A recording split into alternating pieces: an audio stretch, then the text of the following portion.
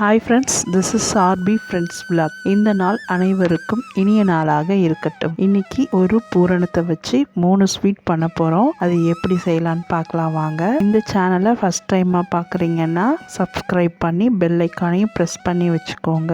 இந்த வீடியோவை ஃபுல்லாக பார்த்துட்டு உங்களுக்கு பிடிச்சிருந்தா, யூஸ்ஃபுல்லாக இருந்தால் உங்களுக்கு பிடிச்சவங்களுக்கு ஷேர் பண்ணி விடுங்க. வாங்க நாம் வீடியோக்குள்ளே போகலாம். இந்த ஸ்வீட் பண்ணுறது ஒன்றும் ரொம்ப கஷ்டம் கிடையாது. இந்த பூரணத்தை ரெடி பண்ணி ஃப்ரிட்ஜில் வச்சுக்கிட்டா எப்போ வேணாலும் எடுத்து எந்த ஸ்வீட் வேணாலும் செஞ்சுக்கலாம். ஒரு பாத்திரத்தில் கடலைப்பருப்பு தண்ணி போட்டு வேக வச்சுட்டு இந்த பதத்துக்கு வந்தோடனே அதை மிக்சியில் அரைச்சி எடுத்துட்டு வந்துடணும். ரொம்ப நைஸாக இல்லாமல் குறைன்னு அரைச்சிட்டு வந்தால் போதும். அப்புறம் ஒரு மூடி தேங்காவை கடாயில் போட்டு நல்லா ஃப்ரை பண்ணி எடுத்துக்கணும். கடலைப்பருப்பு அரைச்சதில் அந்த தேங்காவையும் போட்டுட்டு 1/2 கிலோ வெல்லத்தை எடுத்து 1/2 டம்ளர் தண்ணி ஊற்றி நல்லா கரையிற அளவுக்கு கொதிக்க வைக்கணும். இதோட பாகு பதம் என்னன்னு பார்த்தீங்கன்னா, ஒரு தட்டில் தண்ணி வச்சு இந்த பாகை போட்டிங்கன்னா கரையக்கூடாது, அவ்வளோதான். அந்த மாதிரி வந்தோடனே வேக வச்ச கடலைப்பருப்பு, ஏலக்காய், வறுத்த தேங்காய் எல்லாத்தையும் ஒன்றா போட்டுட்டு கிண்டுனீங்கன்னா இந்த மாதிரி டைட்டாக வந்துடும். இதுதான் கரெக்டாக பதமாக இருக்கும். இப்போ நம்ம என்னென்ன செய்ய போகிறோம்னா,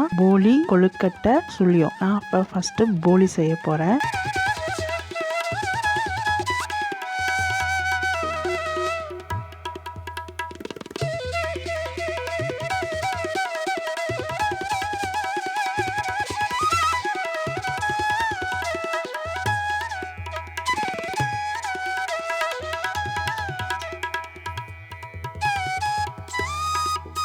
மைதா மாவு போட்டுட்டு அதில் கொஞ்சம் உப்பு, கொஞ்சமாக கலர், என்ன கலர் வேணுமோ போட்டுக்கலாம். போட்டுட்டு கொஞ்சம் எண்ணெய் ஊற்றி நல்லா பிசைஞ்சுக்கணும்.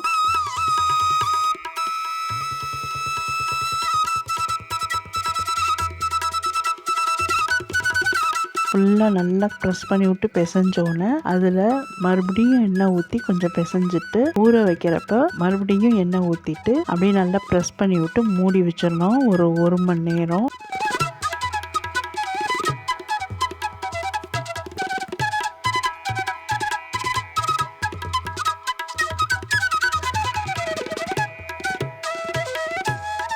இந்த மாதிரி அந்த பூரணத்தெல்லாம் உருண்டையாக உருட்டி வச்சுக்கணும். அதுக்கப்புறம் மைதா மாவையும் இந்த மாதிரி உருண்டையாக உருட்டி வச்சுக்கணும். இந்த மாதிரி ஜவுத்தால் பேப்பர் எடுத்துக்கோங்க. நல்லா அதில் எண்ணெய் ஊற்றிட்டு இந்த மைதா மாவை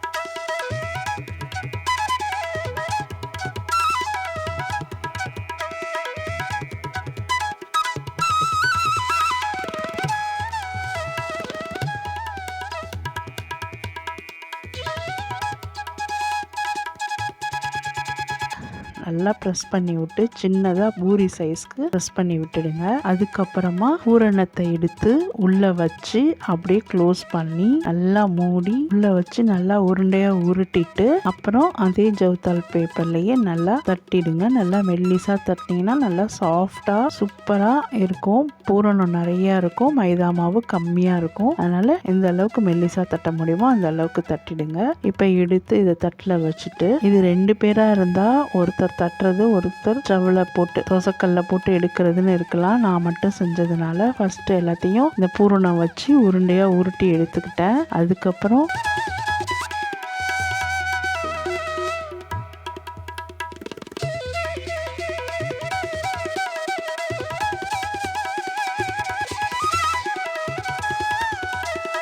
தோசைக்கல்லை போட்டு அதில் நல்லா நெய் ஊற்றி இந்த போலி அப்படி அப்படியே தட்டி தட்டி போட்டு எடுத்துட்டேன். இது சுட சுட சாப்பிட்டிங்கன்னா ரொம்ப சூப்பராக இருக்கும். இதை எடுத்ததுக்கு அப்புறமா தனித்தனியாக வைக்கணும். ஒன்று மேலே ஒன்று வச்சிங்கன்னா அப்படியே ஒட்டிடும். அதனால ஒரு பெரிய தட்டில் தனித்தனியாக வச்சு நல்லா ஆறுனதுக்கு அப்புறமா ஒரு டப்பாவில் எடுத்து வச்சிங்கன்னா நல்லாயிருக்கும். இதை ஃப்ரிட்ஜில் வச்சுட்டு எப்போ வேணுமோ எடுத்து சூடு பண்ணி கூட சாப்பிட்லாம். எப்படி நல்லா சாஃப்டாக வந்திருக்குன்னு பாருங்கள். போலி ரொம்ப நல்லா இருக்கும். இந்த மாதிரி கண்டிப்பா ட்ரை பண்ணி பாருங்க. நிச்சயமா உங்க வீட்ல எல்லாரும் பாராட்டுவாங்க. இப்போ போலி செஞ்சு முடிச்சாச்சு. எனக்கு 15 போலி வந்துச்சு. அந்த அளவுக்கு தான் நான் செஞ்சேன்.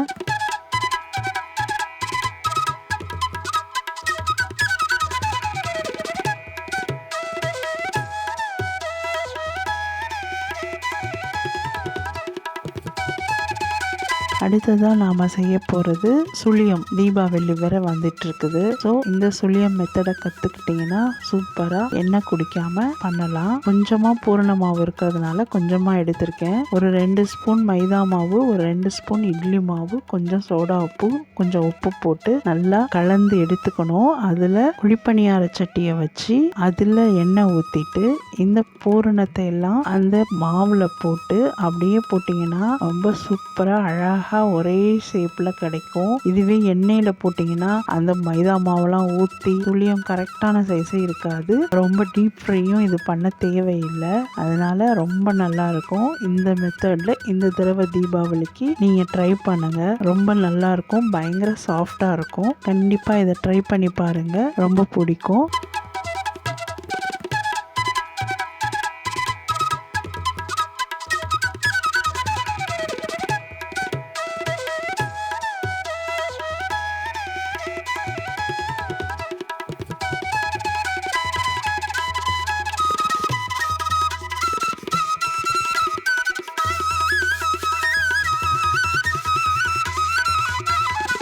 இது மாதிரி கொழுக்கட்டையும் நான் செஞ்சேன். அது ஃபுல் வீடியோவாக இருக்குது சேனலில், போய் பாருங்கள். வீடியோவோட எண்டுக்கு வந்தாச்சு. இந்த வீடியோ பிடிச்சிருந்தா லைக் பண்ணி சப்ஸ்கிரைப் பண்ணி கமெண்ட் பண்ணுங்கள். உங்களை இன்னொரு நல்ல வீடியோவில் சந்திக்கிறேன். பாய்.